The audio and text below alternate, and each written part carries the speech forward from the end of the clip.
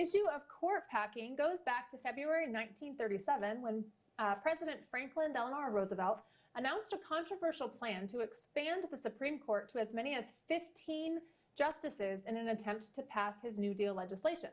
The plan failed, and now following the death of Ruth Bader Ginsburg and President Trump's nomination of Amy Coney Barrett to the Supreme Court, many Democrats have been floating around the idea of court packing again to counteract the court's conservative majority. Essentially, the legislation would create several vacancies that could then immediately be filled by potentially a Democrat president. Tell us about it, Chris. Is this a good idea? Court packing is a nightmare, and it's unconstitutional, and ask FDR how that turned out, right? The point here is that the left knows that Barrett's going to be made a Supreme Court justice, and so they're frantic to keep their base motivated because that is a crushing defeat for them. And so the throwaway to them is, don't worry, we're going to pack the court. We're going to add 4 new justices, or pick your favorite number, in order to skew it back over to the left.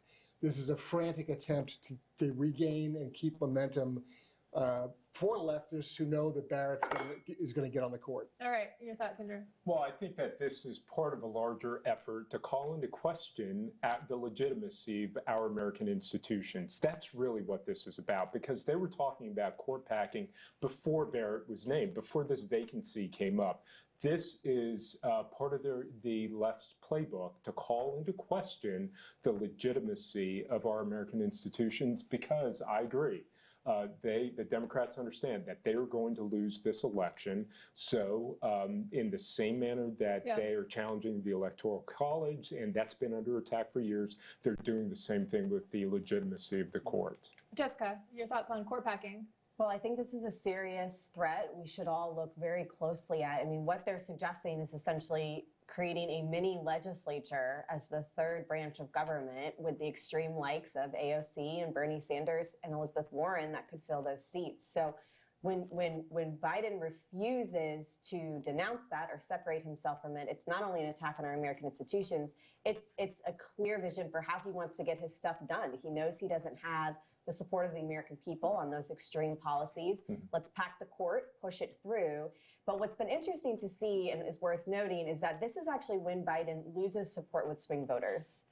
I was wondering why they would even bring it up before the election, because it's so controversial and so damning. Why bring it up now? It's mobilizing his base, right? He is completely beholden to the most extreme parts of his base. And when he brings out the straw man attack of court packing, it motivates that left wing. However, everyone that's a swing voter, all those undecideds, they hear those words and they are concerned. This is exactly the fear that they have of toppling any American institutions, let alone the court. So he's walking a thin line. But the conservative perspective of holding the justices to the current bench and supporting Amy Coney Barrett and how she moves through the judiciary and onto the floor is important. Got a few seconds, but your thoughts on court packing? It shows his contempt for the American people and the Constitution. They don't care about what the people think. The people chose for the last 3 elections Republicans to run the Senate because they checked Obama and Biden, because they went crazy. They had John Roberts writing law. They were doing things that were Clarence Thomas and Scalia wrote that court was a danger to our republic.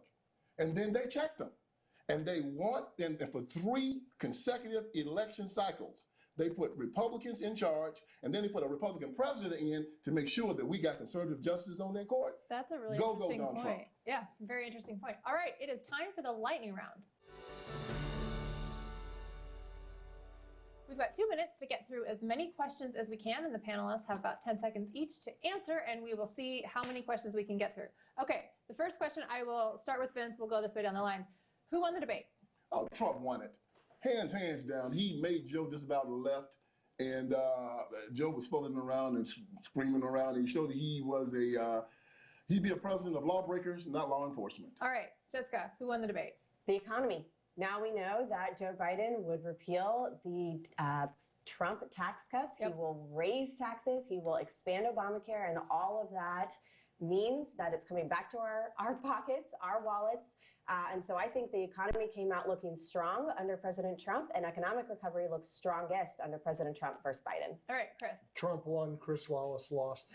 And the American people. All right, Andrew. President Trump won soundly, and I'm looking forward to the next one. And I hope he is every bit of as aggressive as he was in this one. All right, next one. Did Chris Wallace moderate the debate fairly? No. Okay. No. All right, Jessica. It was just bizarre. I mean, honestly, it was like he was trying to defend Biden, be somewhat, collegial to Trump, but it completely got out of hand. He wasn't a fair moderator. If anything, he was, as my colleague said, Mr. Biden's press secretary. Yes.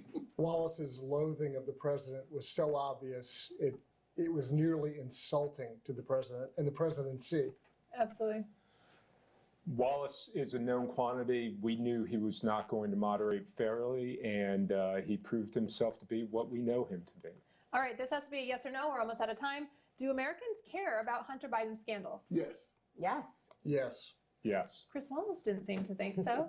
But don't go anywhere. When we come back from the break, we will view the panel's choice for this week and see which topics they thought were important. We'll be right back.